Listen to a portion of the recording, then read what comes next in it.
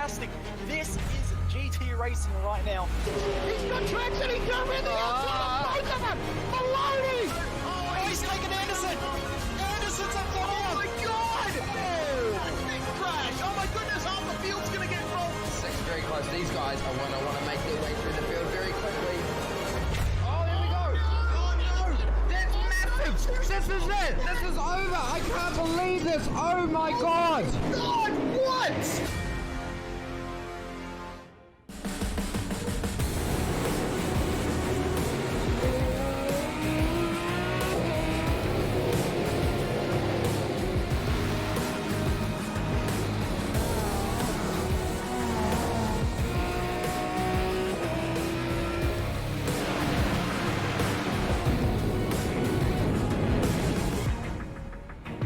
The following is a presentation of the iRacing Esports Network.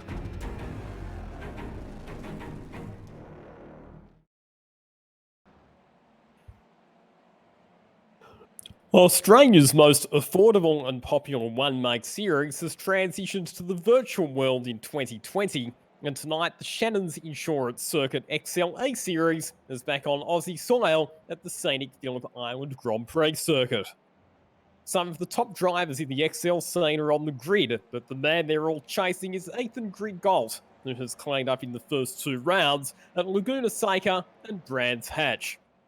After running a sprint format for the opening two rounds, tonight we shift into endurance mode, with the drivers gearing up to contest a 60-minute race with pit stops.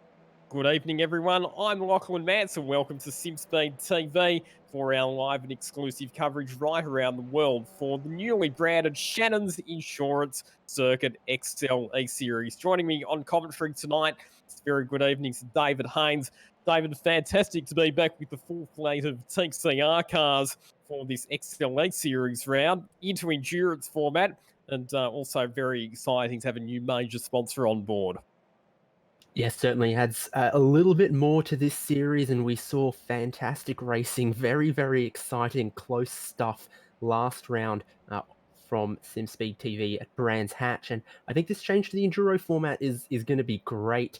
We're going to see a lot of close racing still. We're going to see a bit of pit stop strategy. And I think this is a circuit where the speeds are pretty high, the packs will stay together, and there's some smooth flowing corners that are great for these TCR cars, which are the most popular front-wheel drive car on the iRacing service, hence why we've given them to the Excel drivers. And they do bear the resemblance, obviously, of being front-wheel drive, but they do actually have a fair bit more horsepower compared to the Excels. And coincidentally, although the Excel series is very much a state-based category here in Australia, with some very, very strong championships that run right across the country in the various states, all of the Excel drivers from around Australia do come together once a year for the Excel Circuit Racing Nationals. Last year, the Excel Nationals were held right here at Phillip Island, and the winner was Michael Clemente, who is one of the drivers on the grid tonight. Yeah, indeed, it's great. These guys all drive very, very similar cars around Australia, but online it's a lot easier to bring them together at one racetrack, and that's why we have such fantastic grids for this racing so far. It was more than 40 cars a week ago, yet to see what the official car count might be this weekend, but we're doing qualifying right now. The qualifying split into group sessions, and in this one of 4 sessions, we've got more than 20 cars. So that all points to what's going to be a strong grid, a numerous grid, and that, of course, should mean some close racing as well. So the reason that we do divide it up into the two different groups of cars for qualifying is just because it is such a large field. We want to make sure that all of the drivers have the opportunity to complete some laps with some clear tracks. So that's the main reason that we do divide the field up into a couple of different groups. What that means for us, of course, is that we won't get an indication of exactly what the grid's going to look like until we complete both of the sessions and we put the two groups together. Now, for those of you who are joining us for the first time for the Excel eSeries, we have had 2 rounds so far. It kicked off at Laguna Seca a fortnight ago with a pair of races. Ethan Grid-Galt and Benjamin Smith were the 2 race winners on that occasion. Last week, we had another pair of races at Brands Hatch, and it was Ethan Grigold who clean swept the weekend, taking out both races to establish a very, very sizable lead in the championship. 588 points for Ethan Grigold. Next best in the championship standings at this stage is Aaron Oliver on 465 points. So it's already well over 100 points the margin for Ethan Grigold. And when you consider that it's 150 points for a sprint race win, that is a pretty commanding margin. Thomas Sun-Chun in position 3 on 374 points. Ben Bargwana fourth on 354 points. Textar McCoy 345, Matt Brunt 340, Dylan Burst 326, Brock Feeney 297, Daniel Hettershine 292, and Jordan Caruso also on 292 points, completing your top 10 in the standings. Double points up for grabs tonight though, so it'll be 300 points on the line for the race win, and that's because we do have the 60-minute endurance format this evening. Yep, same number of total round points, but of course it's all in this one enduro race where there's going to be a required pit stop. So we don't get the grid inversions like we had in the sprint rounds, but I definitely feel that differently timed pit stops could have a similar effect of mixing up the running order a little bit and us seeing some drivers need to work their way up through the field a little bit. We crunched the numbers on the starting fuel and the pit stop requirement. 60-minute race, and we think they might be able to go as far as 40 to 45 minutes into the race.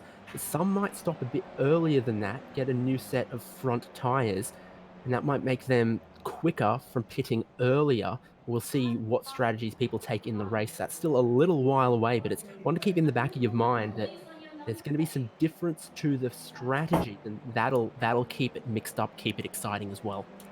Yeah, and because you do have quite a wide window, so if we're thinking that 40 to 45 minutes is the maximum range for a car on a tank of fuel, then that means that you can stop, 15 to 20 minutes, take on enough fuel to get you to the end of the race. Do you want to stop that early though? Because that means that you're going to have to go further on your second set of tyres. Probably the optimum strategy is to pit around the halfway mark, and that way you are going to even out the tyre wear across your two sets of tyres. Because one of the things that we do know about the Phillip Island circuit, and particularly with these TCR cars, it is quite punishing on the tyres, particularly the front right-hand tyre that gets loaded up through those fast left-hand corners, particularly turns 11 and 12 leading onto the front straight. So pit strategy definitely going to be a factor tonight. Be interesting to see how it all plays out. Let's have a look at the times in this qualifying session so far. Jaden Wanzek leading at the timesheets at the moment, 1 minute 38.9, his best time in the session.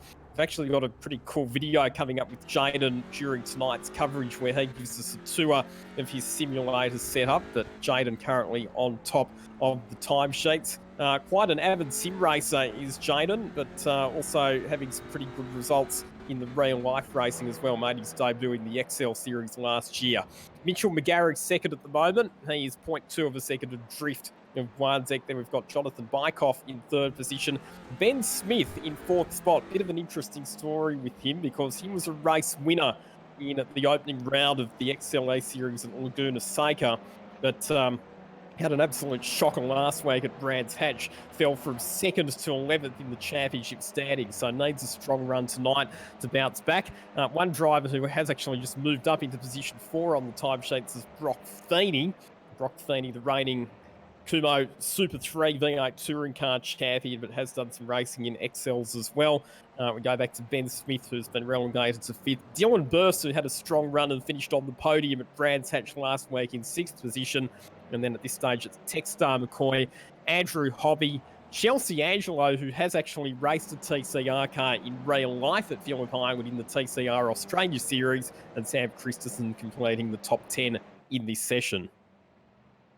Yeah, Burst was at the top of the timing pylon in this group for quite a while in this session, and I don't know where these other drivers have managed to find a couple more tenths, but suddenly 5 of them have jumped in front of him. So if the drivers are just getting more comfortable with the weather, with the track, and with the car, or maybe because the starting fuel in the qualifying session the same as in the race session, so maybe some of them went out there, did some laps burning off that fuel, and then maybe pitted for a new set of tyres, and later in this session here with a bit of a lighter car, they're managing to improve.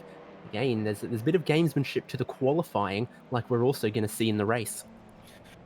We have seen that in some of the various A-Series, haven't we? That because you have to start with the same amount of fuel in the qualifying session as what you would start with in the race, and you want to spend the first part of the session burning off that fuel to make sure that you've got a nice light car towards the end of the session. So it could be that we see some fast times quite late in the session. Or as we've got one car running very, very wide coming out of turn number 12 onto the straight front wheel drive car. Keep the boot into it, and we are hearing that that was car number 29. Caleb Hyde's Caleb Hyde's sim sport cars, of which there is several out there, and they did pretty well for themselves last round. We definitely saw that. So I think they're a group of guys with a bit of a focus on the TCR car and a bit of experience with it as well, maybe working together to share some data. Techstar McCoy, it's a taxi livery going well off the circuit, and sometimes it can be difficult to get a taxi to go where you ask, and that's what he's learning. Oh dear. If that's how my taxi ride's going to be, I think I'll stick to Uber, thank you. Techstar McCoy is obviously pushing the limits in a few places, trying to improve from that 7th where he is right now in this group, and only 3/10 off the best, so he's clearly put in a decent time, and now in the dying minutes of this session, searching every which way for an improvement. But unfortunately, putting one tyre in the grass on the exit of Southern Loop was not the way to do it. And of course, these front-wheel drive cars, you put the outside tyre on the grass on the exit of a corner, and suddenly the inside tyre is the one with grip, trying to push you further off the track. So you can't keep your foot pinned once you've got one of those tyres off in the grass. Something Techstar McCoy has learnt there.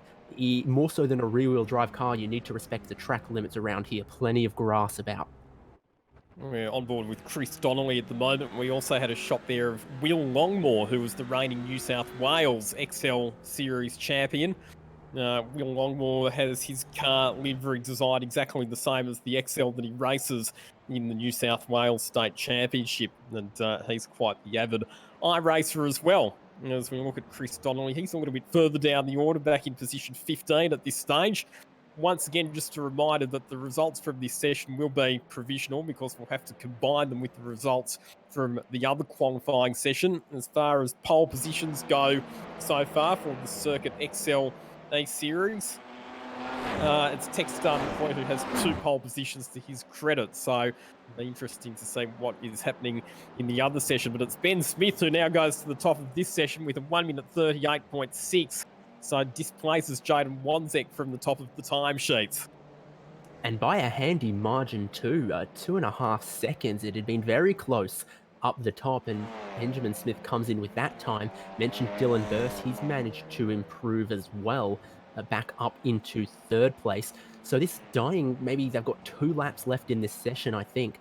Times are starting to get a little bit quicker. Jonathan Bykoff just coming out of the pits as well for a final run within this qualifying session. I reckon he'll get around just in time to have one final hot lap in the dying stages of this session. Jonathan Bykoff, another driver with experience in the Kumo Super 3 series, and his dad, Shane Bykoff, was a former competitor in the Supercars development series as well. Great to have him as part of the field tonight.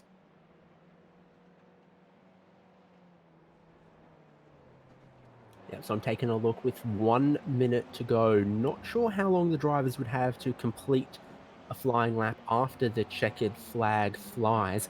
Certainly, if you're not on a good flying lap right now, I'm not sure you're in position to be able to improve. 24 drivers with a time so far in this session.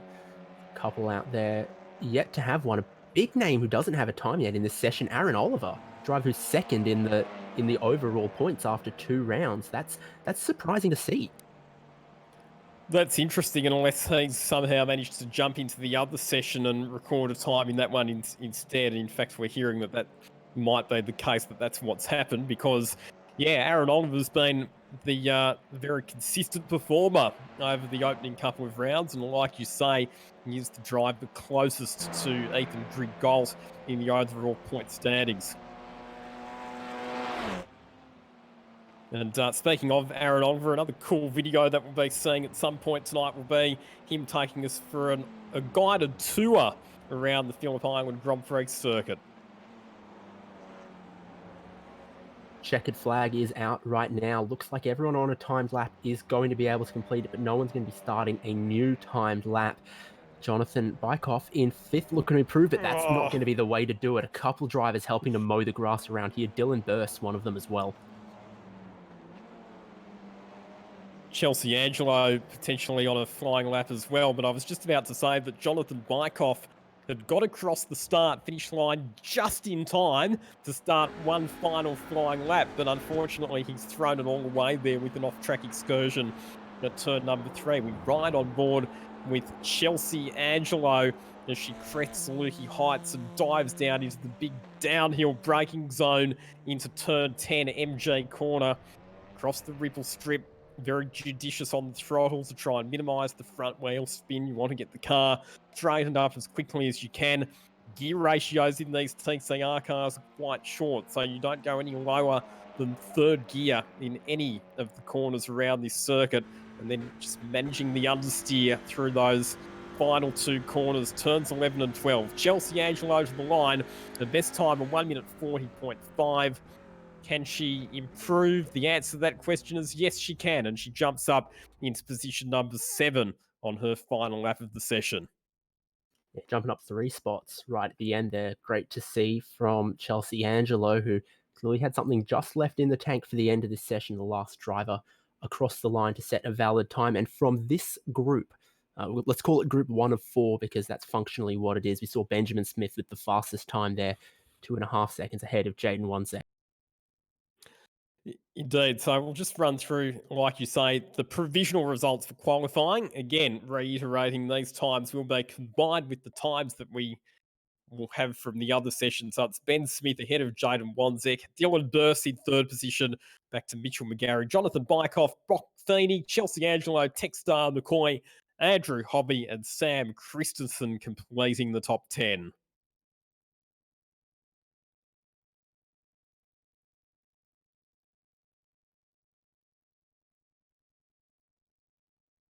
So great to have your company here on SimSpeed TV for round number 3 of the Circuit Excel eSeries presented by Shannon's Insurance. We'll grab a quick break. Racing coming up next here on SimSpeed.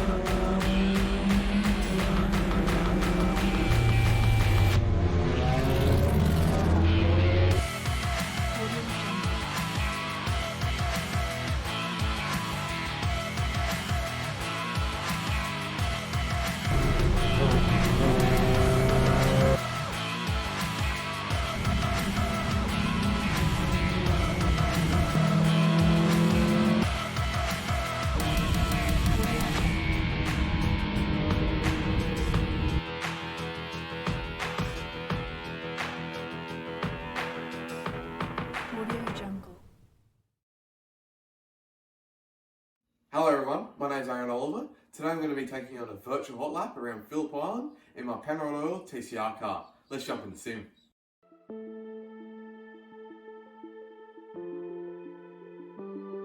Alrighty guys, now that we're in the sim, let's head out for our lap. Alright everyone, so let's begin in a lap of Phillip Island in my Penrod Oil TCR car. As we exit pit lane, I'm going to be selecting 4th gear with our run into turn 1. So in the Excel it's normally about 170 kilometers an hour in top gear. In this it's about 230, so normally we're braking in 6th and then dropping it back down to 5th. Once we've got it turned in, we're keeping it in 5th, flowing through to southern loop, back down to 4th, holding it, just lifting off the throttle, feeding it on as we go through. Once we get it around, into 5th now on exit, with the beautiful ocean views to our right. It's pretty cool when you're coming through turn 1 and seeing it, it's a great view. Into 6th for our run into Honda. Once we're within the 150 meter board, we're braking, back down to 3rd gear, getting a nice turn in for the car to rotate. Just missed it a little tiny bit the apex end, but that's alright. Into 4th gear, again got the ocean view for Siberia, back to 3rd, getting it around, back on the power, and flowing the car out. So it's very important to flow this car and keeping up the momentum. Once we're coming into Hayshed, I like to use the curb here to bring the car around and keeps the car flowing very nicely. Into Lukey, want to use 4th gear, down, feeding the throttle back on, and then once we're at the 50 meter board, we're braking about 50%, going down to 2nd gear, then back on the exit. Into 3rd now, 4th for the second to last corner, following the car still, into 5th, and then we're going to lift on entry to get the car turned and then power back on, flowing the car around, into 6th gear on the exit, and then that's going to complete a lap around Phillip Island, my Penrod Oil TCR car, with me, Aaron Oliver. Thank you for coming aboard.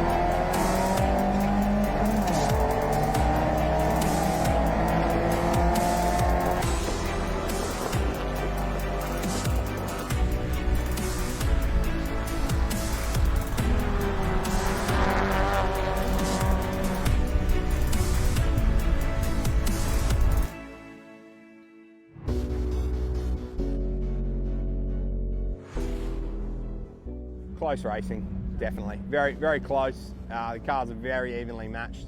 You've always got a battle pack, so yeah, it's fantastic fun. It is fantastic fun. With the 35 XLs around you, it's always tight racing with everyone throughout the category. What brought me to the category was it was a cheap form of motor racing, where it's competitive, where all the vehicles are all the same, and it comes up to driver skill to be competitive. The racing's close and competitive, and you don't need to have much of a budget to run around in the mid-pack. And the big part of it for me is social. We try and make sure that it's a social event just as much as a competition.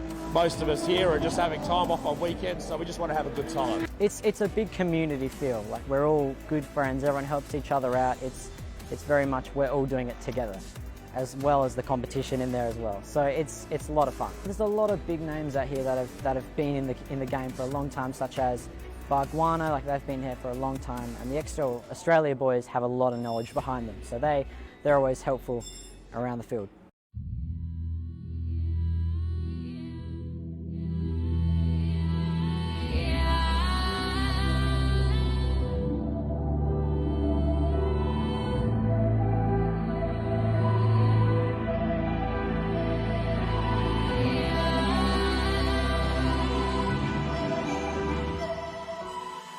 I guess the opportunities I think there's a lot of people starting to look a bit at this category as seeing it as a good learning, very basic learning training ground for drivers.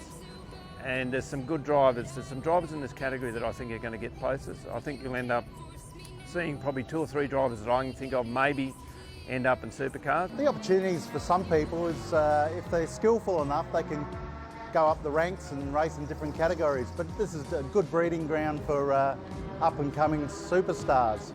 Well, Excel is becoming the kind of new way through, from going from Excels through to Formula Fords and so on. But this is becoming a big part of the traditional way through the ranks to the V8 Supercar Series. I enjoy the category because there's so many people involved and you can go to different tracks and race in the same category around Australia. Well, the category of Excels pretty much race everywhere over Australia, including Bathurst, Phillip Island, Winton, anywhere in Australia you can race these things, which is a lot of fun. And from national events to just big state events, there's a lot of racing out there to be had. I've done a little bit of race car setup many years ago, but never as a driver. So now I have this opportunity to try and learn a little bit about that. But as a driver, I'm a slow learner, but it's good to get your head around all those things in theory. The good thing about the Excels are very easy to work on, and it's very cost effective if something does go wrong. So if something goes wrong, someone's willing to give you a spare part because they are so cheap to get and easy to come by. But the biggest part for me really is the social aspect. We all come out, have a bit of banter, have a bit of fun, and all go home straight. Yeah, there's a big adrenaline rush, that's for sure. It's good fun. Sometimes you have the white line fever when you cross over, you get a little bit angry, and mainly with yourself if you make a mistake, but it's good fun. It's funny, sometimes when you're out there you talk to yourself and you talk yourself around the track and you talk yourself about different situations. As part of the thought process, I guess, is trying to do as much thinking as you can about what the circumstances are. The tyres going off and the brakes good, and what's happening in the car, and you just got to really work your way through it. So quite often you talk to yourself when you're doing that. Everything's off. Mine just stops. Silence. It's weird. There's silence. I do anyway. Like there's no. It's really loud, but there's a silence inside my head, which is really nice. I struggle to switch off sometimes, so yeah, when I'm out there, it happens for sure. Yeah. So this is the Ryan Panovich Memorial Trophy, and it's our South Australian Series marquee event.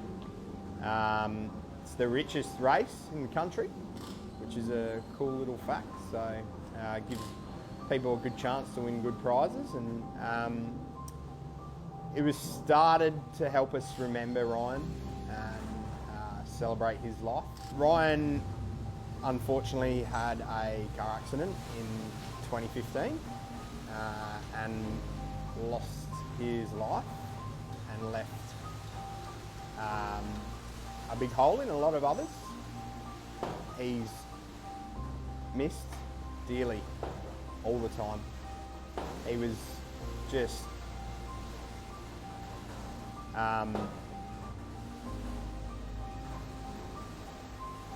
absolute legend. I think the best bloke you could, never had a bad word to say about anyone.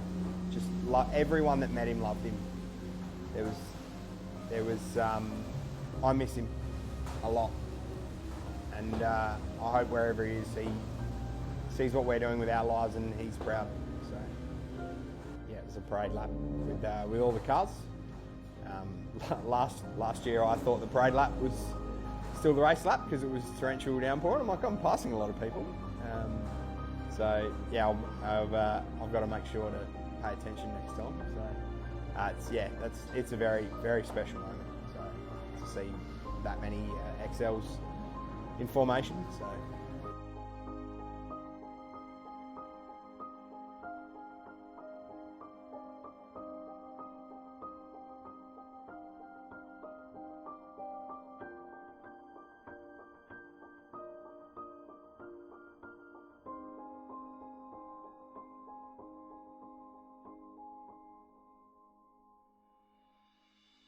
I just want to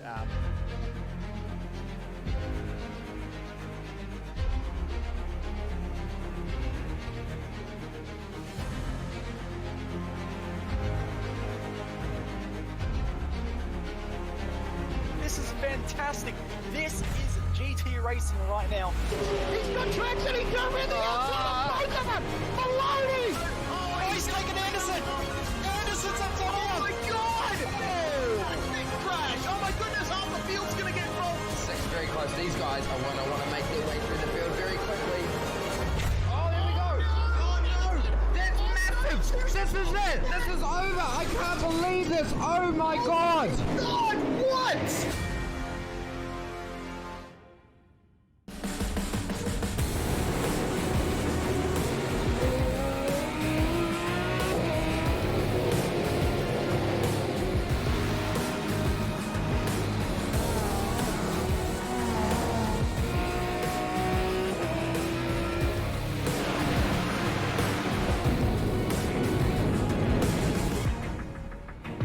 The following is a presentation of the iRacing. The most realistic online racing sim ever made. This is iRacing. Detailed laser scan tracks, fully dynamic real world cars, and over 50 series to choose from. 6 online world championships offering over $100,000 in annual prizes. This is the original esport racing game. This is iRacing.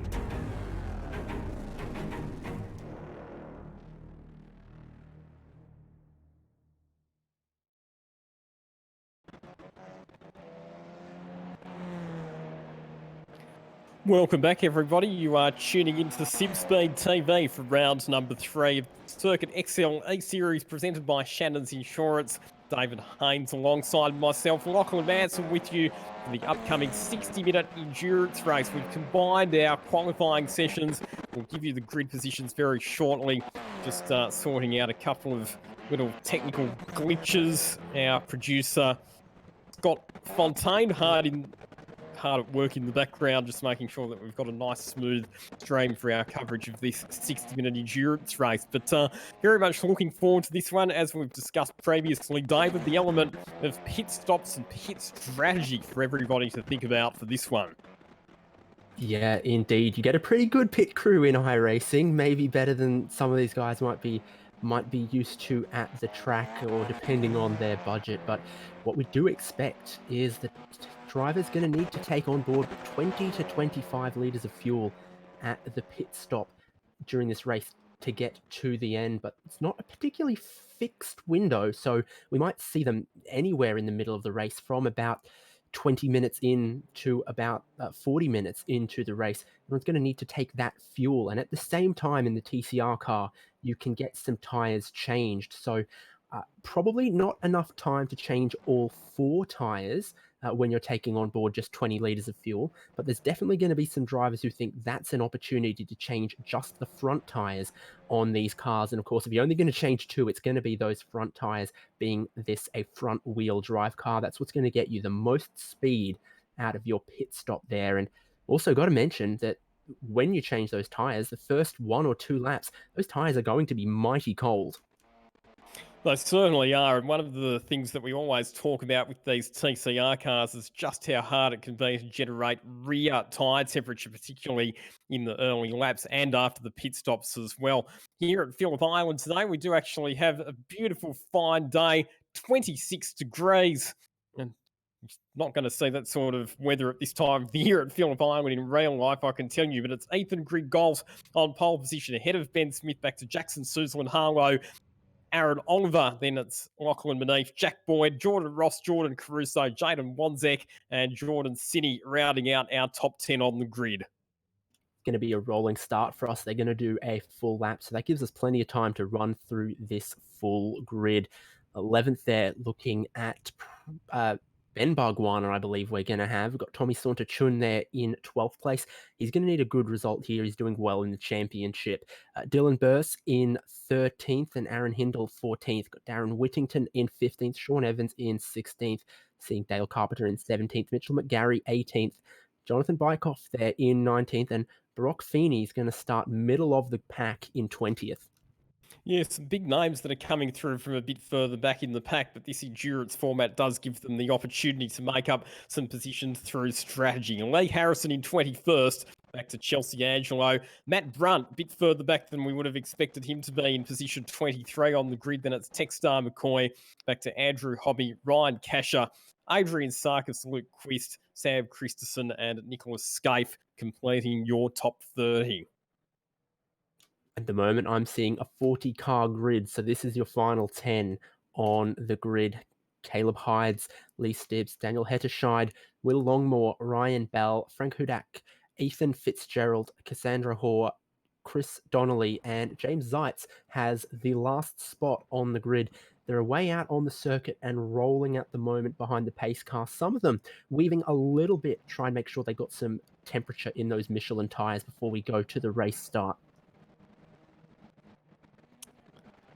Yeah, hopefully we can get a nice smooth stream by the time we get round at the end of this formation lap for the race start. Again, bear with us, folks. We do apologise for a couple of the background technical glitches that we're having, but the news from qualifying is that Ethan Grigault, by virtue of taking pole position, that is 3 pole positions in a row, so completing his perfect record in qualifying. Ben Smith will join him on the front row of the grid. He was fastest in his particular qualifying group and looking to make amends from what was a very tough round for him at Brands Hatch last week. Watch out for Jackson Suzlin-Harlow for position number 3 on the grid, though, because he is very, very fast in these TCR cars. We've seen him have a lot of success in some other races in these particular types of cars, including the Australian Turbo Touring Car iRacing Series, where he picked up 2 race victories earlier in the week. Higher average speeds around here at Phillip Island than I think we've had in the first 2 rounds is one thing to think about as well. Laguna Seca, you almost hardly use 6th gear in these cars, but at Phillip Island, plenty of 6th gear running down the pit straight and towards turn 1 and towards the southern loop. That's going to keep the slipstreaming even more critical than it's been in previous races. Hopefully it keeps some of the packs together. Safety car is on the pit entry and we're forming up for a race start. I'll let you call this one because my vision's currently down at the moment, so I'll keep an eye on timing, David, but I'll throw it over to you to call the start of this race.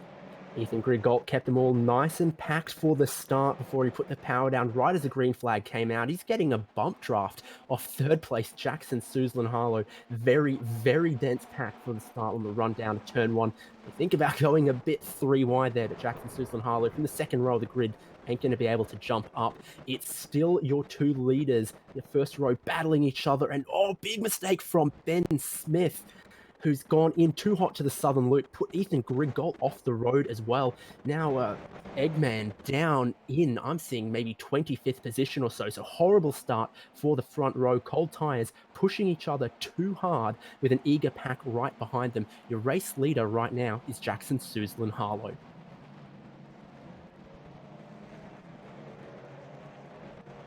He's built out a couple of car lengths over. 2nd place is now Lachlan Menif, who's also had a great jump from the 3rd row of the grid into 2nd place. They're coming through Siberia. They start to settle down into a bit more single file running. There was a lot of 2 wide, 3 wide across the start finish line towards the race start, but some drivers lost out from that. Some drivers have seen it as an opportunity. Your top 5 at the moment: Jackson Suzlin-Harlow, Lachlan Menif, Jordan Ross, Jordan Caruso, and Jaden Wansekers. Aaron Oliver's had a mistake skidding across the grass. He's starting to drop down as well. So some of our big names that we're expecting to see good things out of, not having the first lap they wanted, our top 2 or 3 in the standings, have now dropped back well out of the top 20. Good thing this is an enduro round and they might have time to work their way back. This reminds me of when I was at high school and on Friday at lunchtime I'd have to tune into NatSoft live timing to try and work out what was happening in supercars practice sessions without actually being able to see the track, because that's kind of what I'm doing at the moment. But interesting to see as well that Ethan Grigault from pole position has slipped all the way back to 9th position on the opening lap, so our championship leader with some work to do as well.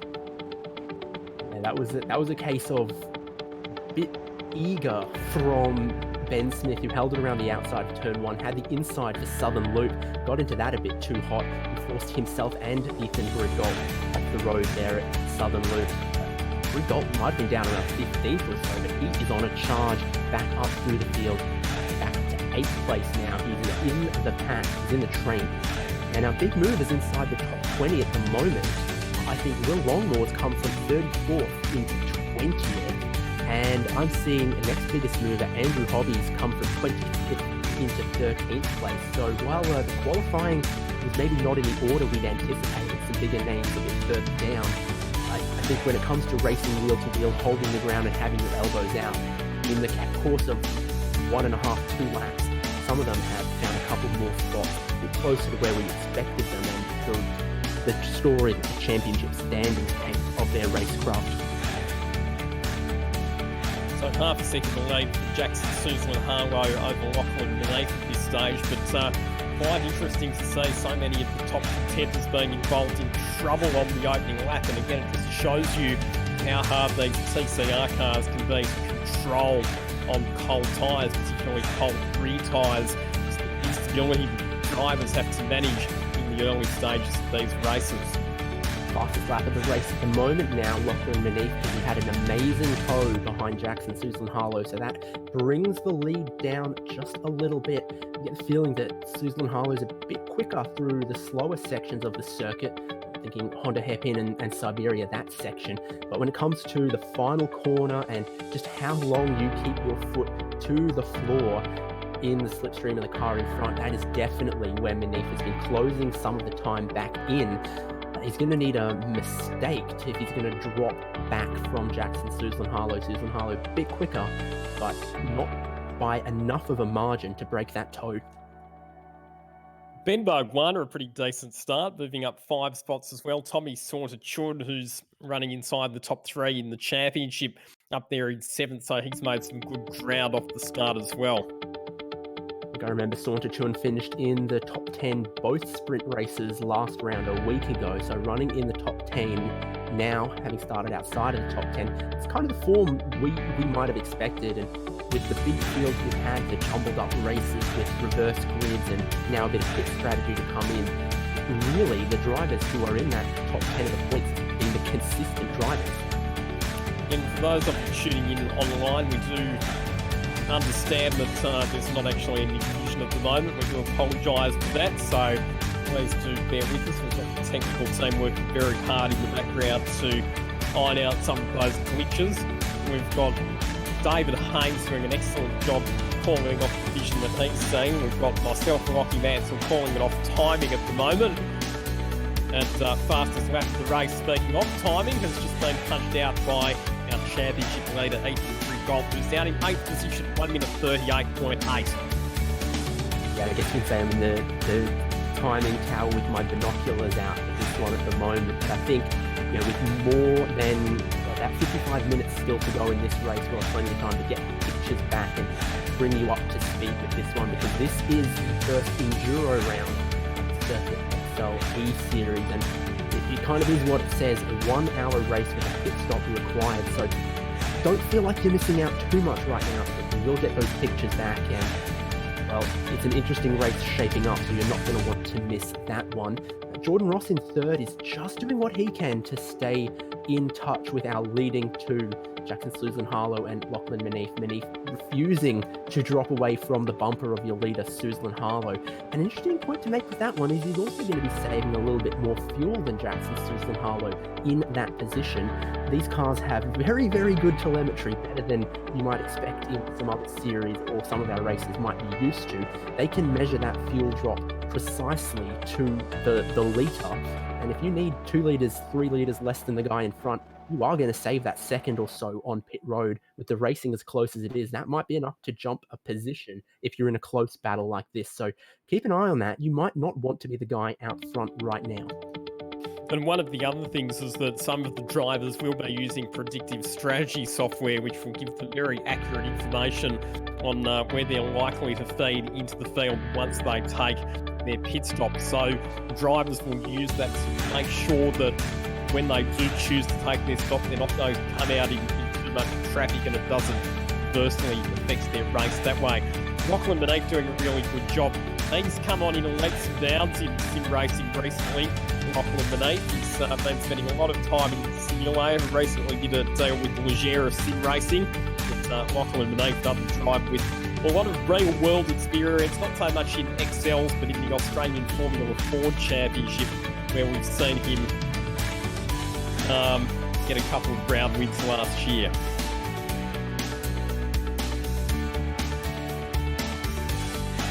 So starting to see a couple of packs form, which is what you expect of these kind of cars around a high-speed circuit like Phillip Island. We've got our top 3 covered by a second, and we've got another train from 5th place. Jaden Wanzek is leading that one with Ben Barguana right behind him, and right behind that is Ethan Grigold, who I'm sure is looking to move up a little bit higher. And Barguana is putting on a solid defensive drive over Lucy Heights towards MG. He had the championship leader right at his rear bumper and hasn't flinched, hasn't faltered, still trying to hold on to that position. One thing that's helping him is that he's also picking up the draft off that car in front, Jaden Wanzek, and they all stay in line behind Wanzek down the pit straight. No one wanting to step out of line and get buffeted by that air. Towards turn 1 though, but Ben Barguana has a dive down the inside of Wanzek. That's going to put you to the outside of the southern loop though, and it's not quite going to work. Ben Barguana, having stepped out of line, now has Ethan Grigold step onto the racing line and up back into 6th position. So recovery continues for the points leader, who got a bit helped off the circuit at that corner on lap 1, has not let it rattle him in the slightest, because now he's looking down the inside at Honda on Jaden Wanzek for 5th, and I think that job pretty easily done for the Evolution Racing team, man. Be interesting to see how things play out in terms of pit strategy. We know that obviously they are going to be fuel limited, and it'll be the fuel that determines when people choose to stop, but then tyres is obviously the other factor as well. So like we said during the qualifying session, you might get some drivers who are in traffic who will try the undercut strategy where they'll pit early, try and get themselves some clear track and gain positions that way. The problem with that strategy, or the downside of adopting that strategy, of course, is that it can leave you exposed later in the race if you're on worn tyres and you're up against people who have stopped later and have fresher tyres. So it's going to be fascinating to see how that all plays out. Yeah, indeed. I mean, if it was a 1-hour time trial, of course, the perfect strategy, considering the way the tyres degrade, is to stop it halfway, split it into 2 equal stints. That's the mathematically optimal way to do it. But ignoring traffic, I think we'll see a few, especially in our top 10, consider just pushing a little bit longer in the first stint and holding on to that track position. And they'll also have the slightly fresher tyres at the end. Really depends. Yeah. I was just going to say, the other thing is to consider here is safety cars. Now, last week at Brands Hatch, we had one safety car that came out in race 2. We don't know, do we, whether or not we're going to get a safety car in this race, but the way that the iRacing regulations work is that if there is a safety car, you want to have your pit stop done, because if the safety car comes out and you haven't taken your pit stop, it gives a big advantage to all of those drivers who've already done your pit stop, because you are not allowed to pit when the safety car first comes out. Yeah, pit entry closes when the safety car comes out. Let's not dig ourselves too far into that particular rabbit hole, but indeed it is the case that if you stop it halfway, have your service completed, and then we see a safety car in the last half of the race, you'll be sitting pretty from that one as well.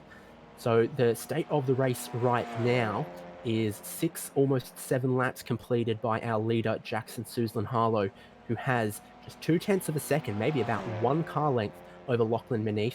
Jordan Ross in thirds also closed up onto that.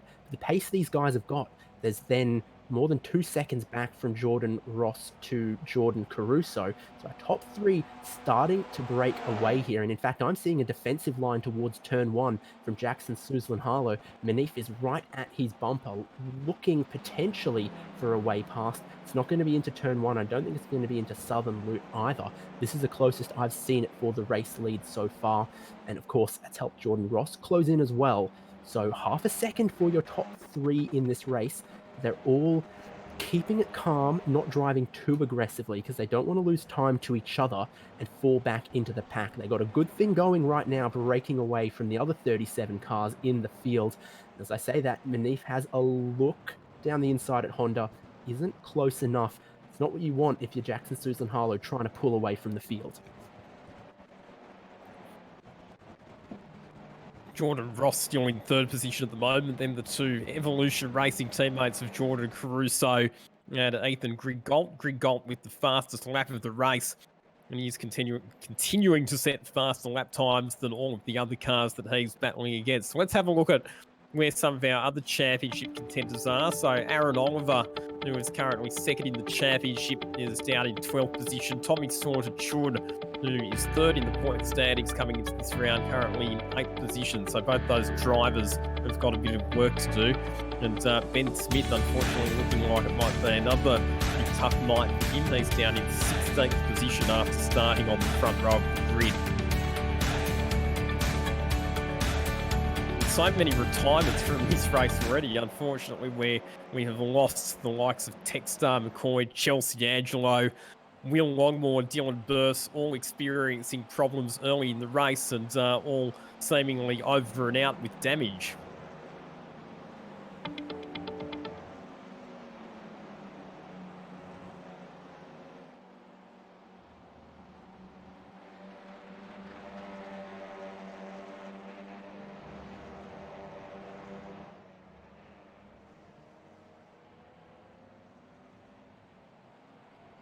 Still close at the race lead here. Manif still looking for a way past Jackson Susan Harlow, and with a fuel stop coming up and the way that these cars run in the draft, it's almost like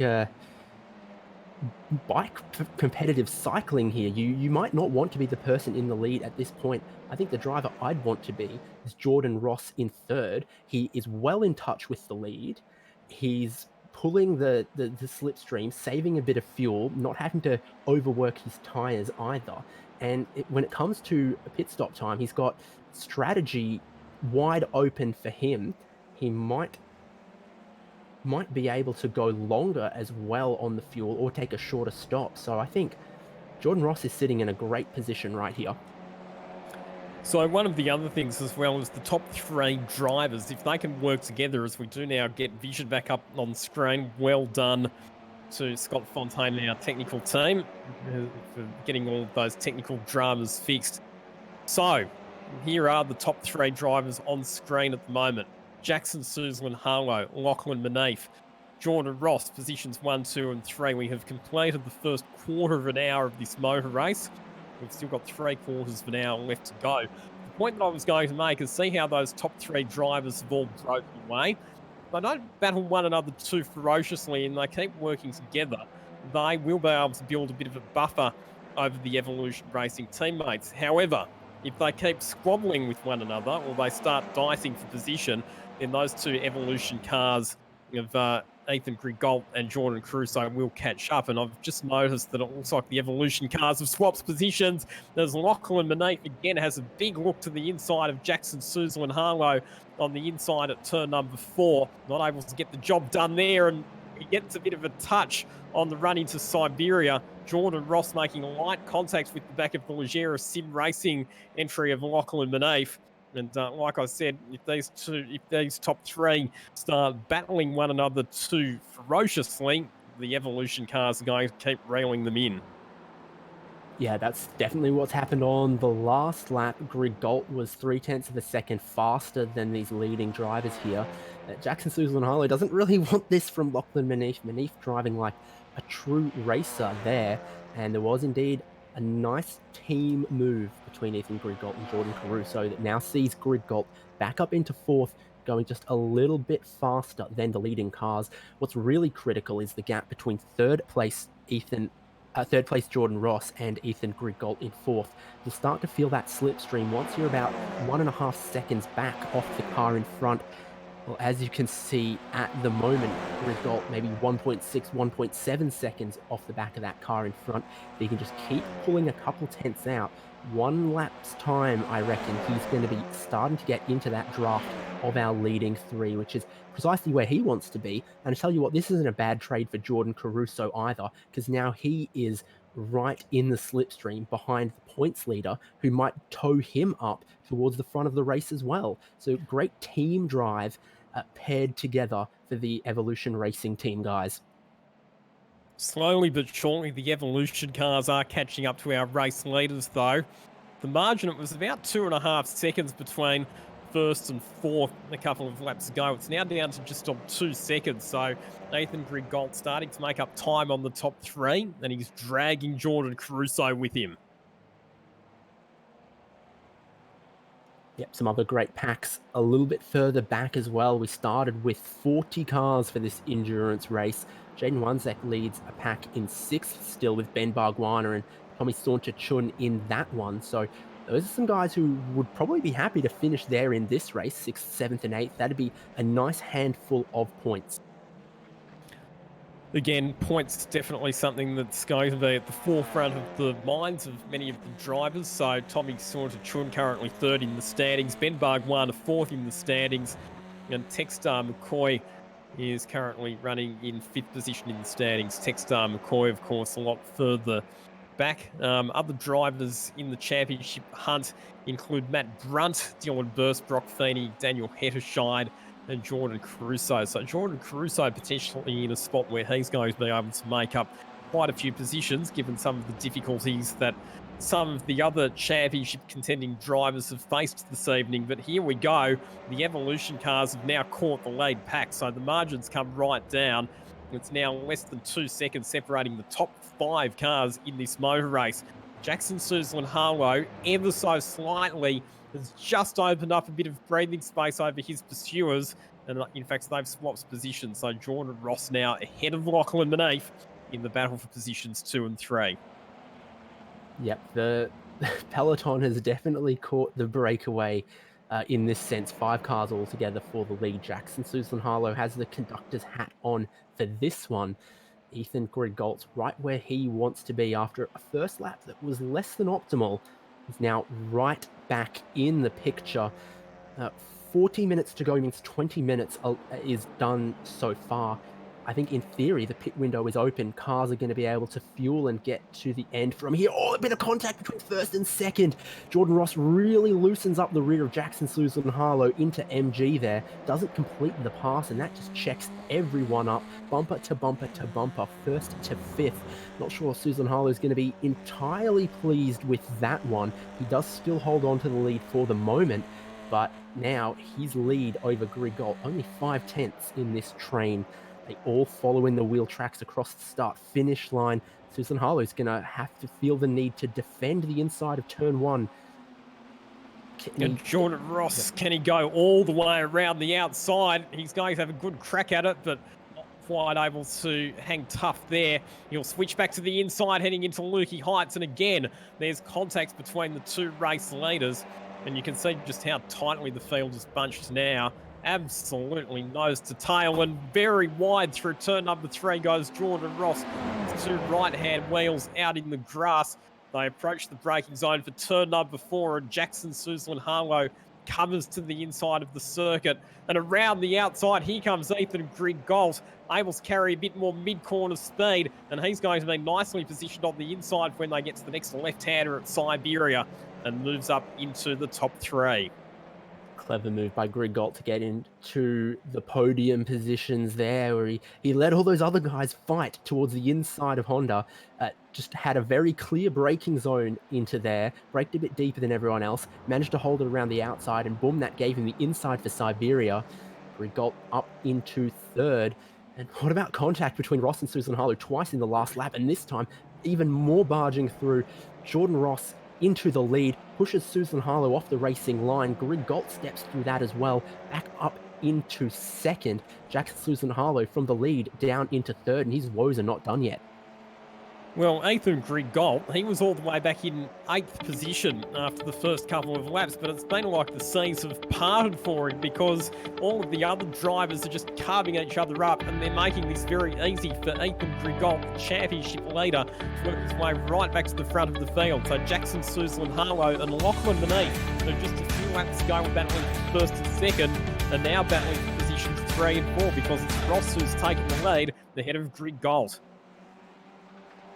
Yeah, indeed. Jackson Suzlin-Harlow obviously got lots of speed in his TCR car, but was done no favours by Lachlan Beneath or Jordan Ross in these opening kind of laps, and it's definitely not been entirely the reason that Ethan Grigolt worked his way back up into second, but it's certainly given him a bit of benefit. Another shove. Beneath puts the door to Jackson Suzlin-Harlow, and my goodness, that car's been a bit of a punching bag.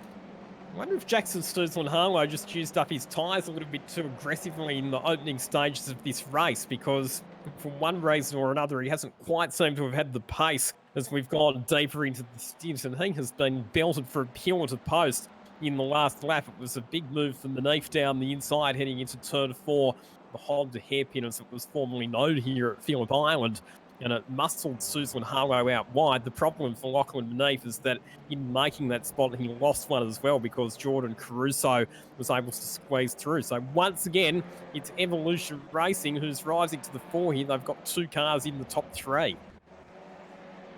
Yeah, they certainly do that. Their trainers worked well together. Grigolt's right up behind Jordan Ross for the lead right now, though, and I think this might be him sizing up a run for the lead. They're going to go side by side towards turn 1. Ethan Grigolt has his nose ahead, and he is back into the race lead for the first time since turn 1, lap 1, but he's worked his way back over the course of 14 laps. What a recovery drive this has been from Ethan Grigolt. Obviously, things didn't go too well for him early on in the race, but it's been an exemplary performance to come back. He's kept his nose clean, he's punched out the fast lap times, and he hasn't been overly impatient in going for overtaking manoeuvres, but he's just taken the opportunities when they've presented themselves. As Jordan Ross now has his mirrors full of the second of the Evolution Racing cars, Jordan Caruso wants to get up there and make a race of it with his teammate. Certainly does. We've worked behind the scenes on our video production here, and it's all looking in order. We've got our full graphics package, and we thank you for your patience sticking with us, and I think it's going to be well rewarded because a cracking fight for the lead is what we've got right now, and the strategy of the pit stops yet to unfold. Let's having a look at the lap times that are being achieved by some of the cars in the field. So Jackson Suzlin-Harlow obviously had a slower lap last time around because he got barged wide off the road at turn 4, but Tommy Saunter-Chun punching out some pretty quick lap times, minute 40.9. He was doing pretty much the same lap times as the race leader Ethan Grigolt last time through. So Tommy Saunter-Chun has done a good job of managing his pace in position 6. He's been able to pull clear of Jaden Wanzek, who's in 7th position. Ben Bargwan has fallen back to 8th, and then it's Brock Feeney in 9th. Aaron Oliver continues to work his way back up the order and is now inside the top 10. Not a huge amount of pit activity, it has to be said at this stage. Why do you say that? As you say that, Jackson Suzlin-Harlow's in the lane, Adrian Sarkis is in the lane, Darren Whittington and Sam Christensen and Paul Sinney as well. So suddenly 5 cars are in the lane the minute you tell me that it's not happening. Well, there we go. So to try and make you sound foolish. Just to make a mockery of everything that I was trying to explain. But we are now very much in that window, aren't we, where pit stops can take place. And not too much of a surprise to see Jackson Suzlin-Harlow coming in for one of the earliest stops. He had suffered a rough couple of laps, so wants to get his pit stop back out of the way, get onto some fresh tyres, get back into a rhythm, and try and make up some of the spots that he lost in the last 5 minutes or so. I'll put on my pit reporter hat and tell you that pit stop for Jackson Suzlin-Harlow was 15 seconds, fuel only, no tyres, full rally cross action deeper in the field. Caleb Hyde's going off, and then the rejoin there has a little bit of bump and grind as well. So the action out on track is fascinating as the action on the pit lane. He's rejoined just alongside Will Longmore there Caleb Hyde, so you'll be a bit out of rhythm and you'll have to defend pretty aggressively, you would imagine, for the next couple of corners to make sure that he keeps Will Longmore behind him. Winding the tape back, trying to take a look at some of these pit stops, work out what the different strategies are. So it was 15 seconds of fuel for Jackson Suzlin Harlow and no tyres. The next driver behind was Adrian Sarkis, took 22 seconds and put on a new set of front tyres. So I think there's two split strategies here that we're going to see play out. Some taking fuel only, some drivers taking the extra 7 seconds to bolt on a new set of front tyres. In the last half of this race, are you going to gain back that 7 seconds from putting on a new set of tyres? I think that's a proposition that is right on the bubble. I think the big thing that we need to watch here, David, will be how Jackson Suzlin Harlow's lap times compare with those who have elected to take tyres. Again, if you choose not to bolt on a fresh set of tyres during your pit stop, then you definitely want to hope that there's no safety car, because if there was to be a safety car, it would have a big advantage to the drivers who've chosen to put fresh tyres on, because it basically allows them to make up the time that they've lost in pit lane. Here we are riding on board with Jackson Suzlin Harlow, and unfortunately for him, he's come out in a big gaggle of traffic. It's not going to be helpful for his strategy whatsoever. Got flashable headlights on the TCR. You can press the button on the steering wheel and hope the message gets through to some of his fellow competitors. But these guys are under no obligation to jump out of his way. He's decided to pit a little bit early, and this is where it's put him, right in this battle pack. He's just gone past Andrew Hobby. He's got Caleb Hyde next. Hayshed's here. It's an uncommon place to try and make a move, but I guess if you can do it if your name's Jackson Suzlin Harlow, he's been pretty quick in this car. He does have some past form here at Phillip Island as well in the TCR car, Jackson Suzlin Harlow. He was the winner of the Race for Relief endurance race in the TCR class, driving alongside Jay Hansen. So he does have some good form on the board in the TCR car. And the other thing about doing that race is that he will know how to manage the tyres over a long stint, because obviously that was an endurance race. So he will have a bit of an understanding of the driving technique that you have to occupy in order to make those tyres last. The Alta strategy proving different to the Evolution Racing Team strategy. Jordan Ross down on the lane from second or third place. He's taking tyres, and that's a stop time of 25 seconds. So Jackson Suzlin Harlow, who dropped behind Jordan Ross after the pit stops, is now back ahead of him. If pace keeps up on those old tyres for Jackson Suzlin Harlow, he might have made the right call here. So the other curiosity for me will be to see what Ethan Pardon me, Jordan Ross, not the Evolution Racing Team driver, was ahead of Jackson Suzlin Harlow in that lead pack a couple laps ago. Yeah, so the other curiosity for me here, David, will be what do the two Evolution Racing Team cars do of Ethan Grigault and Jordan Caruso, and for that matter, Lachlan Beneath as well. So, well, right now, looks like they're both going to stay out. So the two Evolution cars stay out, and they're bringing Lachlan Beneath along with them as well. So Beneath sticking right with Grigault and Caruso, who are now absolutely nose to tail. We saw them swap positions a bit earlier on when Grigault was making his way back up through the field. But Jordan Caruso, since that overtaking manoeuvre took place, has been able to stay right on the tail of his teammate. No concerns on iRacing about them sharing a pit boom or anything like that. They could pit both cars on the same lap if they wanted to. They could pit them on different laps if they felt like it. Now back up into first and second, but definitely not shaking Lachlan Beneath. So he's done well from this. He's sitting in a pretty decent position if he's keeping pace with the two ERT cars. Panther Racing Fuel sponsored, and I guess in a couple laps we'll see them on pit lane to use that.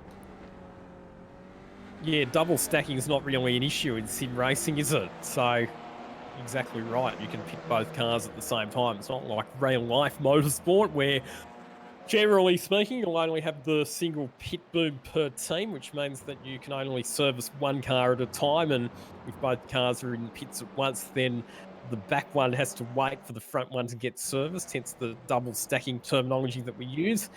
As we see Darren Whittington on screen at the moment, he's down in 20th position, a bit further back in the pack.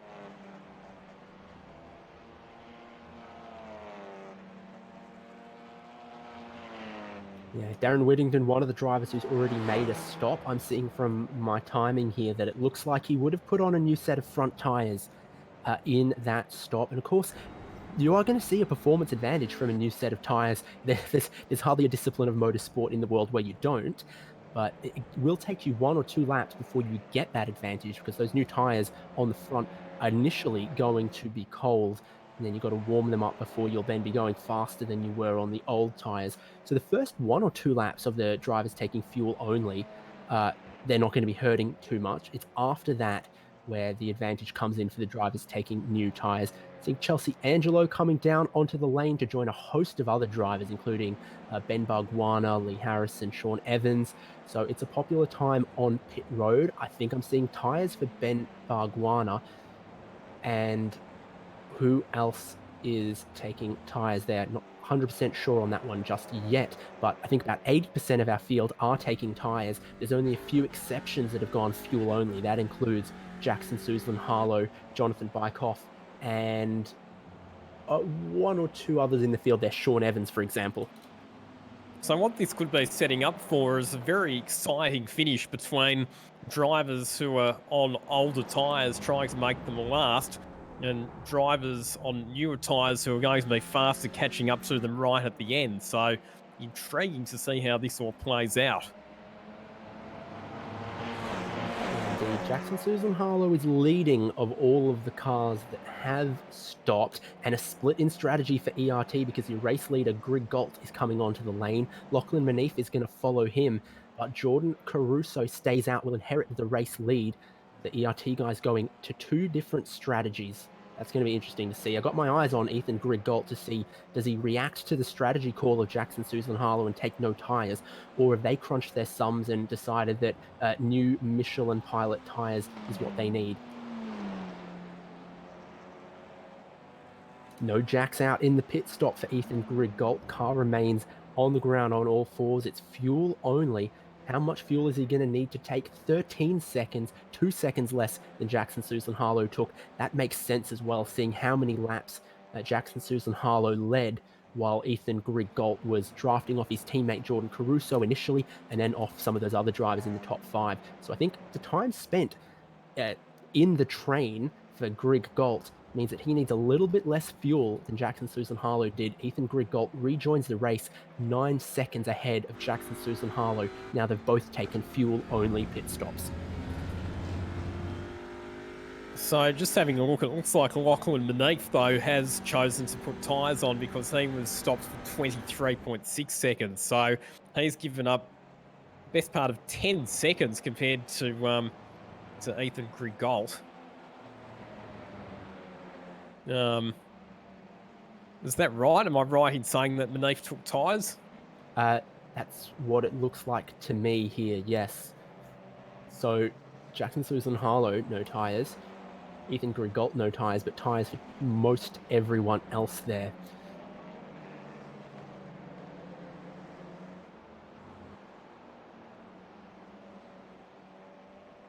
Caruso's on the lane from the lead, so he is going to make his stop this time around.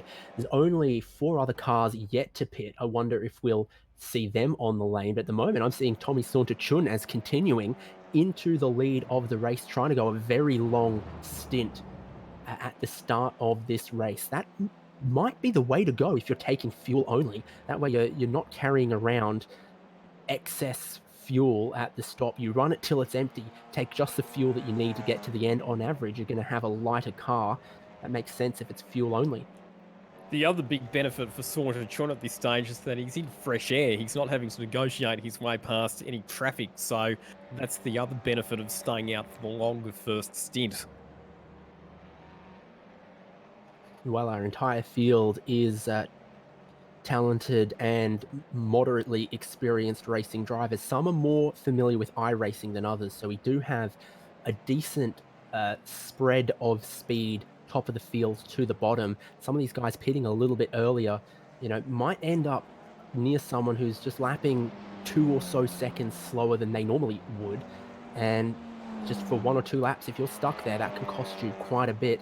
Might cost you all of the time you thought you'd gained by not taking tyres in the pit stop. So traffic is, of course, massively critical with as many cars as we have out on track at the moment.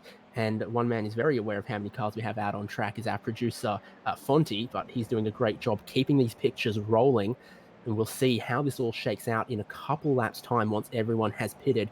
Tommy Saunter-Chun's on the lane from the lead now. I don't think there's many other drivers who can go much longer than this.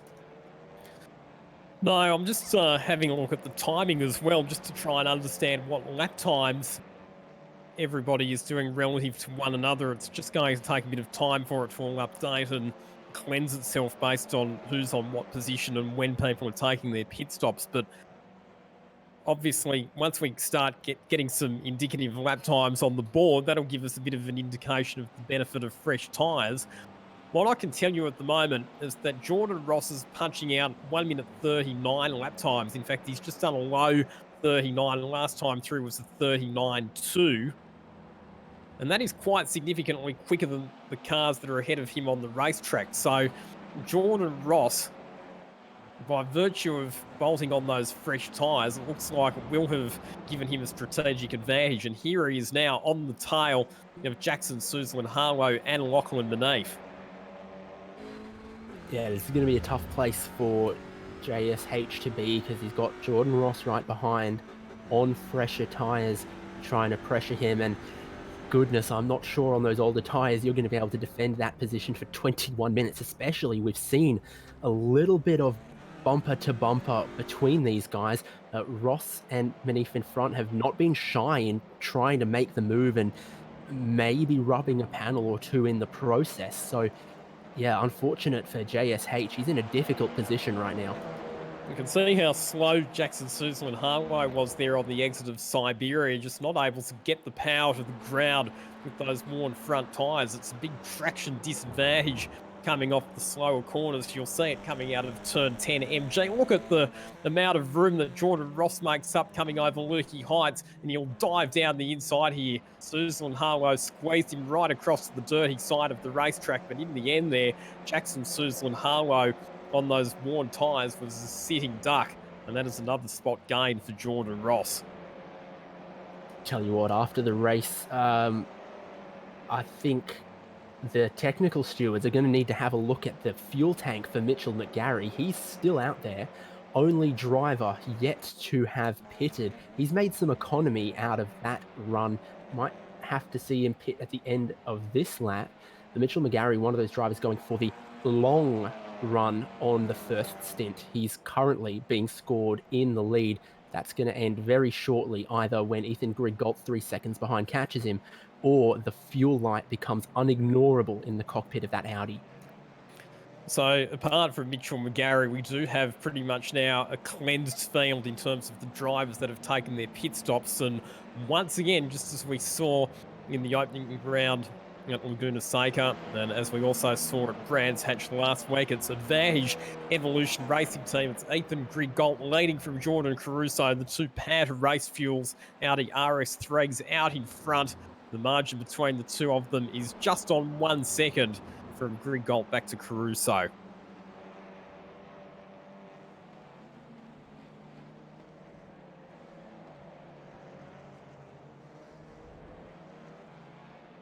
Troubles, not sure they're ending for Jackson Suzlin-Harlow. Just had to let Ethan Fitzgerald get a lap back. Such is the struggles he's having on those old tyres.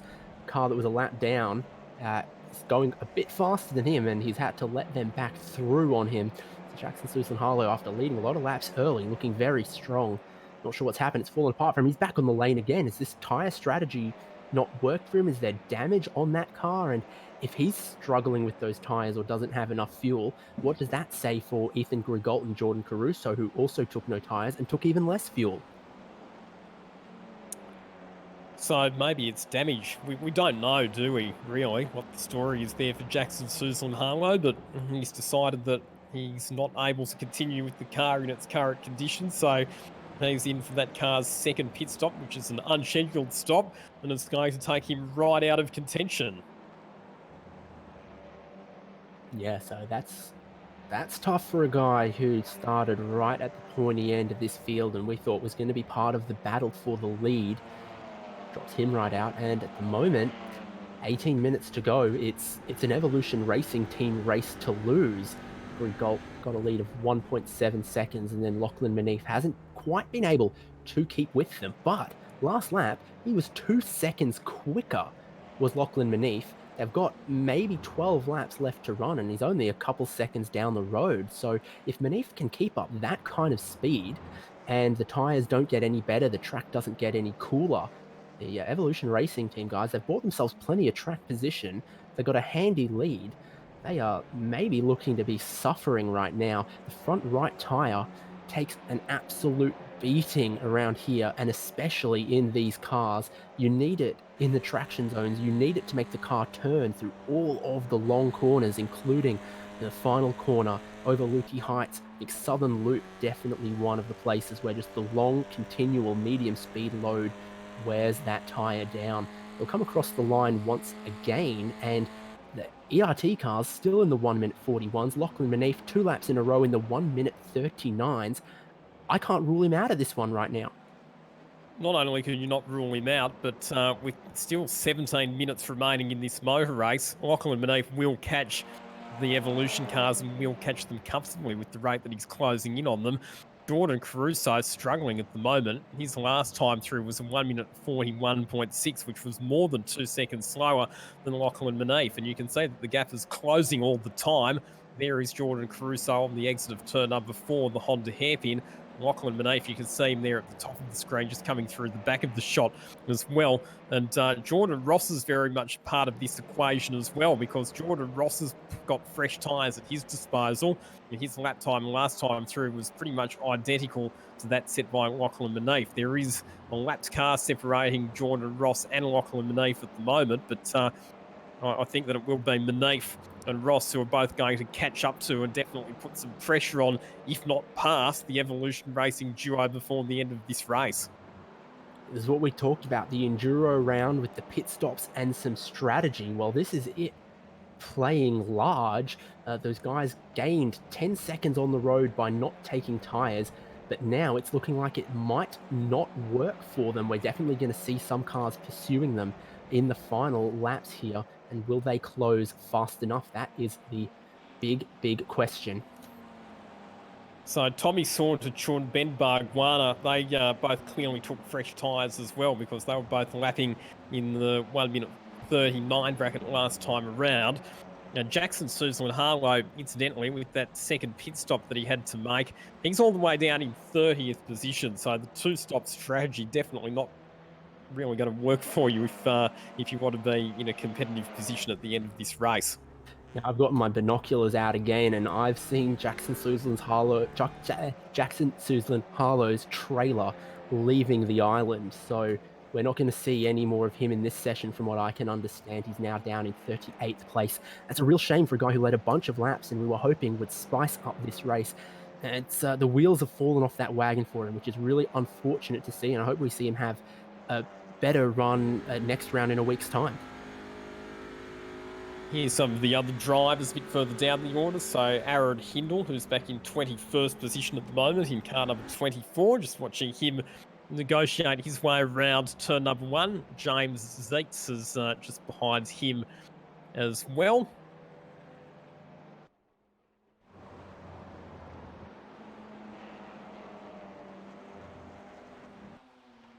Bash in there for Ben Bargwana, who's trying to close up on Tommy Saunter Chun. Unfortunately, he's not been able to quite do that. Looking at Caleb Hydes, it's done well in some of the races that we've had so far, currently running in 26th in the Eclipse Sim Sport car. One of the drivers who have put on that Shannon's Insurance window banner. Half of the cars out there, I think, are running that new sponsorship decal. Really fantastic to have Shannon's on board as a sponsor for the Circuit Excel series of South Australia, and they're going to be sponsoring that series in real life once it resumes as well. And again, demonstrating that while we're all locked in our houses during this COVID-19 pandemic, the sim racing scene is giving a very valuable opportunity for some of those sponsors to get some exposure will continue to get some exposure, even though real life motorsport's on hold at the moment. So Lachlan Manif's now within 6 seconds of the race leaders. So we look back to the car of Jaden Wanzek a bit further back, and here is Lachlan Manif on our screen at the moment. Last lap was again in the 1:39s, about 1.5 seconds faster. More than 1.5 seconds faster than Jordan Caruso just up the road in second place. That gap currently at 2.5 seconds between second and third. While you'd say one lap, Manif is going to be in the slipstream of second place Jordan Caruso. And if he's got the front tyres on it and he's got the draft, you have to imagine it shouldn't be too hard for Manif to put the move on Jordan Caruso, given that grip advantage he seems to have and how much it helps him launch out of some of the slower corners around this circuit. However, Lachlan Manif does have to keep an eye in his rearview mirror as well, because Jordan Ross is right on his tail. So there was the lapped car of Dale Carpenter that was separating those two, but Jordan Ross has now cleared Dale Carpenter and is right on the tail of Lachlan Manif in the slipstream as they head down to turn one. So Lachlan Manif, he has to think about a couple of things here. He needs to think about continuing to punch out the fast lap times to catch up to the two Evolution Racing teammates, but at the same time, he also needs to make sure he doesn't let Jordan Ross through. So we've got just under 12 minutes remaining. It's definitely shaping up to be a grandstand finish with Lachlan Manif and Jordan Ross on fresh tyres, catching up to the Evolution Racing cars, but also battling against one another. Yeah, this is fascinating, and I'm sure this is exactly what the series organisers wanted when they set that fuel limit and that pit stop. It set out really two possible ways to go about structuring your 1 hour race. And we're seeing that Evolution Racing Team took the gamble on one way, and it appears that those fresh tyres are really just worth a lot in these conditions. Track temperature currently at 45 degrees Celsius. It was even higher than that a couple minutes ago, and those are temperatures that are absolutely bruising to these kind of tyres. So here is Jordan Caruso. Once again, there is a lapped car that just gives him a bit of a buffer over Lachlan Manif, but Manif is right there now. Jordan Caruso coming around the final corners, turns 11 and 12, and that lapped car very wisely has sidestepped the next battle group of cars that are coming through. So Lachlan Manif now has a clear shot at Jordan Caruso. Look at how much time he's made up on Jordan Caruso in the last couple of laps. He's now less than a second behind the Evolution Racing Team car, and he's closing as they head down the main straight and through the high-speed turn number one. And I reckon that when we get to the braking zone for Honda or maybe MG on this lap, Jordan Caruso is going to be a sitting duck. The sheer pace supremacy that Lachlan Manif and Jordan Ross are going to have with the fresh tyres, Jordan Caruso is not going to be able to do anything about defending from them. Manif has to strike quickly, and that's for two reasons. He can't afford to get bottled up behind Caruso and have Jordan Ross have a look at him, and he's doing just that, but also he needs to get through quickly so he can try and hunt down Ethan Grigalt for the lead. Defensive move from Jordan Caruso was not enough. Manif is up into second place. It's great for him for two reasons. It also just builds him a little bit of buffer to Jordan Ross, who also works his way through. So 2 turns, Jordan Caruso loses 2 spots. Now the guys who did take tyres at their pit stop have 9.5 minutes to try and hunt down Ethan Grigalt's lead. Well, you could see it right there, couldn't you? So Jordan Caruso, that was a graphic demonstration of the fact that he is just out of grip with those tyres. He could not get that car turned into Siberia. It would not turn left. So Lachlan Manif was able to round him up on the outside at turn 4. Caruso tried to defend from Jordan Ross into Siberia, but Jordan Ross just sent it straight down the inside, and Caruso's now going to get overtaken by that lapped car as well. So Jordan Caruso in a world of pain at the moment, and Ethan Grigalt won't be too far away from feeling that same sort of pain as well. Yeah, it's Dale Carpenter and Luke Kvist in 30th and 31st that are going faster than the guy who was in second place. That's how much that tyre drop-off has really, really hurt Caruso. Well, up the front, you can see 3.5 seconds is the gap Ethan Grigalt has over Lachlan Manif. Manif has no such buffer over Jordan Ross in third. And this is going to be an interesting one for these guys, because if they start fighting now, they might run out of time to catch Ethan Griggolt. What a test this is for Lachlan Manif. Like I said, he has to be fast enough to catch up to our race leader, Ethan Griggolt, but at the same time, he has to defend to make sure that Jordan Ross can't get through. And Jordan Ross very fast on the exit of turn 4. Manif has to defend into Siberia. Jordan Ross will look to take the shallower approach line and maximise his exit drive from the corner. They'll go side by side up into Lukey Heights, fastest part of the racetrack. Manif on the inside, Jordan Ross on the outside, and it's Ross who moves up into second position with a committed move on Manif through a circuit where you are absolutely flat out, and the aero on these TCR cars is working its absolute hardest to keep them planted on the racetrack.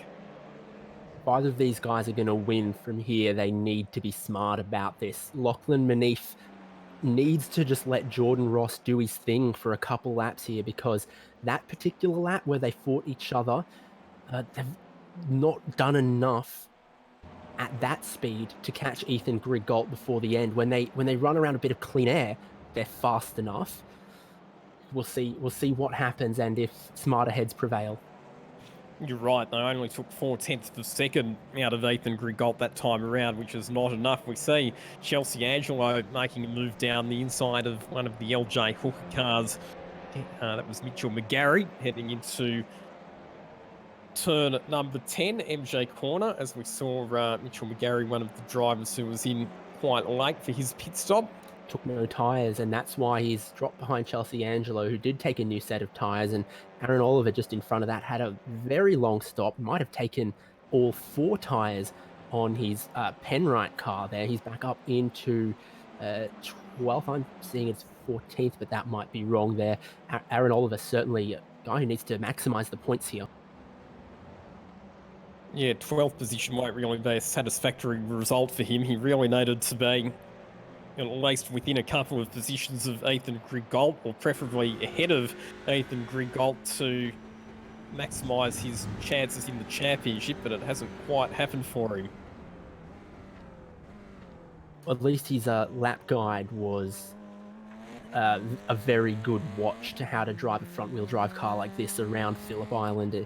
His main points is maximise that mid-corner speed, and with 4 fresh tyres on that car, I'm sure he can do that, but you know, it takes, I think, 10 or 12 seconds per tyre. The more tyres you want to change, the longer it takes. You've only got so many rattle guns down on pit road, so taking those rear tyres, not really the way to do it. The front of the race, though, Jordan Ross is in the slipstream zone of Ethan Griggolt. He's found that clean air to go faster than Griggolt, whose tyres are hurting. Griggolt also hurting with a bit of traffic that wants to get the lap back. He's going to almost hip check Jaden Wanzek. Wanzek's going to go down the inside at Southern Loop, and that's further complicated it for Ethan Griggolt, who now only has 1 second over Jordan Ross.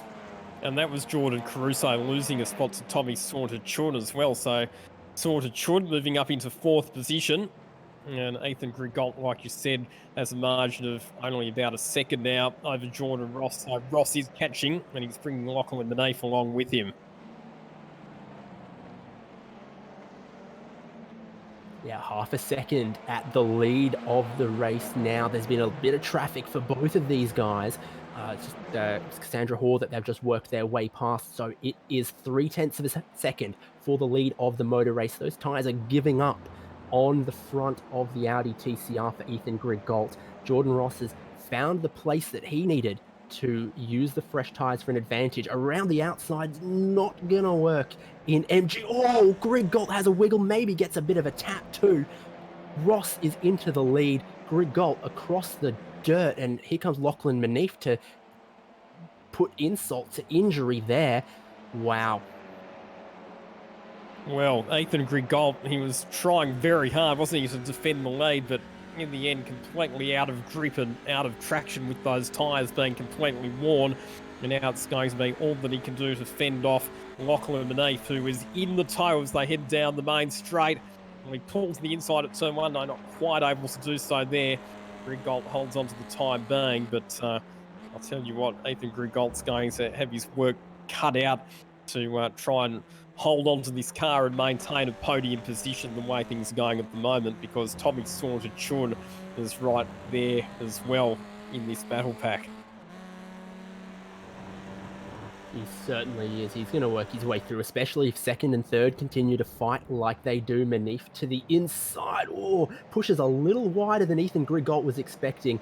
The hip check, the door-to-door there. Manif forces his way through in a second. Grigault drops back into third and has Saunter-Chun right behind him now as well. So another driver with fresher tyres lining up to make the move, and might even get that good run off Siberia to go around the outside at Haysheds and have the inside at Lukey Heights. That gets a bit closed off by Grigault, but you can see he's suffering in all sorts of places you would not normally expect. You can see how much more grip everyone else around him has.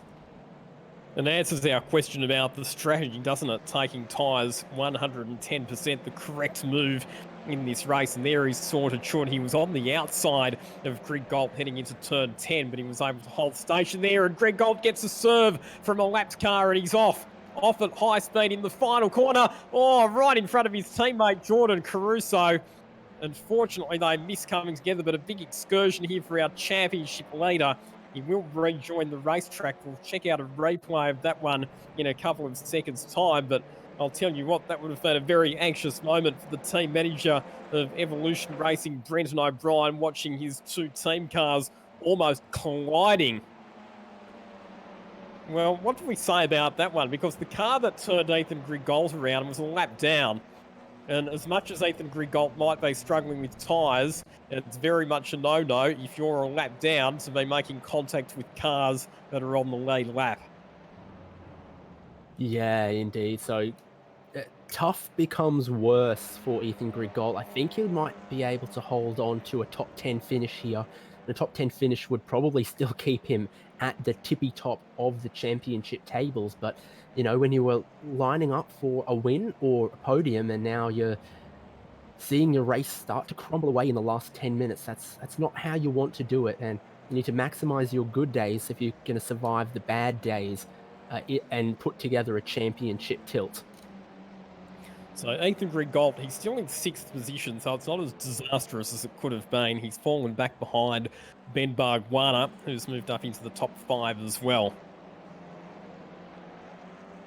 Looking at some of the cars that are just outside the top 10 at the moment, Jonathan Bykoff and Jack Boyd, who are in positions 12 and 13.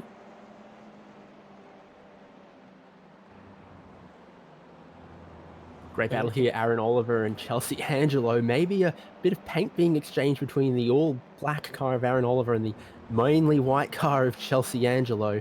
See if they make a bit of grey there, but both of them took fresh tyres, so this is Oliver just starting to struggle a little bit. Chelsea Angelo looking for another position. Incidentally, our race leaders are now on the final lap with just 15 seconds remaining on the clock. So it's Jordan Ross just ahead of Lachlan Manif. And this is actually a battle for position in the top 3. Tommy Saunter-Chun down the inside of Lachlan Manif. So that's a change in second position on the final lap. Manif looking to try and fight back at turn 4. Not close enough to do so. So Saunter-Chun has made some very, very good progress in the closing laps of this race and hangs up into position 2. Caruso on the final laps under pressure from Ben Bargwanna here as well. So a couple guys that have managed to keep it clean in the middle of this race and have found themselves on the right strategy, picking off some spots on the last lap. Jordan Caruso might lose out another one here. There's only a couple of corners to go for our leader. Oh, he's off the road. Is that that's not our leader, that's one of the laps cars. But here is the move for the lead around the outside. Tommy Saunter-Chun. Oh, is he out of fuel? Is Jordan Ross out of fuel on the last lap? Tommy Saunter-Chun is going to come from the clouds and win this race. Jordan Ross's car coughs and grinds to a halt coming out of turn number 10 on the final lap. And here comes Tommy Saunter-Chun to pick up a dramatic win in round number 3 of the Circuit XL eSeries at Phillip Island. He was third at the start of the lap. He overtook Lachlan Manee for second place at turn 3. He overtook Jordan Ross for the lead at turn 10, and he takes the race victory by 0.6 of a second after 60 minutes of racing. And Ben Bargwanna gets ahead of Jordan Caruso on the final lap to move on to the podium as well. What a dramatic finish. What more do you want from a 1 hour enduro, unsafety car interrupted, so close right at the end, and all because of those differences in strategy? I'm not sure at what point in that race Tommy Saunter-Chun could be confident he was going to win it. I'm not sure he even dreamed of winning it until the last 2 or 3 laps, and then the tires fall away for the Evolution Racing team, guys. The fuel runs out for Ross on the final lap, and you know what? The white flag came out and he crossed the line when there was about 5 seconds left to go. This race might have gone 1 lap longer than he anticipated, and he's run out of go juice. He's still being classified as the finisher in position number 13 according to timing. We'll wait for the official results to be finalised, Jordan Ross, but that would be an absolute heartbreaker to get to the lead with what looks like perfect strategy. But it wasn't perfect strategy because obviously he didn't have enough fuel to make it to the end. What an unbelievable and dramatic finish in round 3 of the Circuit XL eSeries. And if that's an indication, we've still got some more endurance races to come over the rest of the season for the XLs. If that's an indication of what we can expect for those ones, we are in for some absolute thrillers. So let's get those finishing standings after that one. And, you know, everyone who stuck around through this broadcast was absolutely rewarded with that finish and some amazing racing. Tommy Saunter-Chun takes it 6/10 ahead of Lachlan Manee. Ben Bargwanna comes through on Jordan Caruso by the finest of margins on the last lap. Ethan Grigalt manages to limp it to 5th. He had a drag race across the start-finish line side by side with Lee Harrison, which I think we might have missed seeing, so he's lucky to hold on to that 5th place was Ethan Grigalt. Brock Feeney, great drive from where he started in 20th to finish in 7th, ahead of Darren Whittington in 8th, who also had a great drive. Adrian Sarkis from 27th on the grid makes it to 9th. Jack Boyd gets 10th. Jonathan Bykoff finishes up in 11th position ahead of Aaron Oliver. Bit of a tough day for one of our championship frontrunners finishing down in 12th position. Chelsea Angelo 13th. Ben Smith in 14th position. Jordan Ross, that's the heartbreak story of the race right there. Should have won it. Falls back to 15th on the last lap. Aaron Hindle 16th ahead of Dylan Burst, Mitchell McGarry, Sam Christensen and Ryan Bell, your top 20. 21st place, we're getting towards some of the cars that finished a lap down. Matthew Brunt still finishes on the lead lap, though. So too does Paul Sinney. Caleb Hydes, 23rd. Texstar McCoy in the crazy taxi, 24th. Chris Donnelly, 25th. Daniel Hetterscheid, 26th. Jaden Wonsack might have hoped for better than 27th. Dale Carpenter gets 28th. Cassandra Hoare there in 29th. 1 lap off the lead. Luke Kvist in 30th. And we head back down the field. Ethan Fitzgerald in 31st position ahead of James Zeeks. Sean Evans back to Will Longmore, Ryan Casher, Nick Scaife and Frank Hodak. And then we start getting back into retirement territory. Andrew Hobby in 38th position. Jackson Susel and Harlow. We documented his dramas during the race in at 39th. And Lee Stibbs in position 40. Well, hard to sum up that race, but it had a bit of everything. I'm glad that we managed to get the technical problems fixed up so that we could bring you the coverage that race deserved in the closing stages, because you could not have scripted the way that race finished. What an absolute cracker. Your thoughts, Dave? Nothing was predictable, was it? And I thought the Evolution Racing Team guys had a great strategy, taking the fuel only, saving themselves a bunch of time, but the track was just too abrasive, too hot, and a fresh set of boots just gave you more than a second a lap. Those guys who took them were well rewarded, especially those that took enough fuel And Tommy Saunter-Chun led one lap of this race. It was the final one, so he picks up those 300 points. That's going to be great for his championship. Yep, Chaz Mostert, Bathurst 2014 style victory it was tonight for Tommy Saunter-Chun. Hope you enjoyed all of the action from round 3 of the Circuit Excel eSeries presented by Shannon's Insurance. On behalf of David Haynes, I'm Lachlan Mansell. See you next time. Bye for now.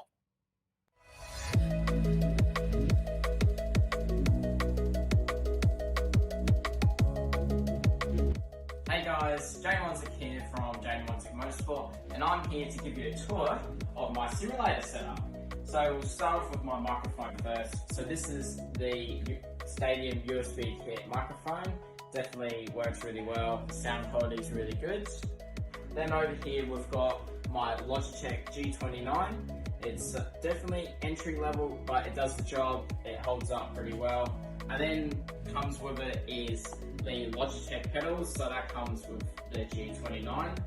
They definitely work really well. Nothing fancy, but it works. Then also we've got the Logitech shifter add-on, so you can buy this separately to add on with the Logitech G29. Then also we've got my chair from Officeworks, so this is called the Professional Racing Chair. Definitely a funny name, but it does the job, works really well. Down here we've got my 8 kilo dumbbells, so this is to stable the chair so it doesn't slide back and forward and all that when I'm intensely driving. So these definitely work really well, keeps the chair in place. Then over here we've got my lighting, so this is just some lighting so you can see me, and also we've got the baking paper on the top, so it diffuses the light and it doesn't make it all distorted and all that on the video. And speaking of video, this is my webcam. So I use this Logitech webcam when I'm live streaming on Twitch. It definitely works really well. The video quality is pretty good. And then over here, while I'm live streaming, I've got my sponsor board. So it's got all my sponsors like Yardstick Landscapes, Mish's Excel Garage, Profab World, Karma, and Dell. So that's a real nice touch, I think. Then we've got to hold my wheelbase, my pedals, and my shifter. You've got the Next Level Racing wheel stand, so that holds all that on and keeps it in place. And also over here we've got my headset, so it's just a Logitech headset. Definitely works really well. Had it for a little while now and I've had no issues with that. So that's basically my setup. It's definitely not the most expensive setup, but it's what we have right now, and definitely would like to upgrade in the future, but we just don't have the funds for that right now. You can also follow me on Twitch while I'm racing in the Circuit Excel eSeries, and I'll see you guys on track.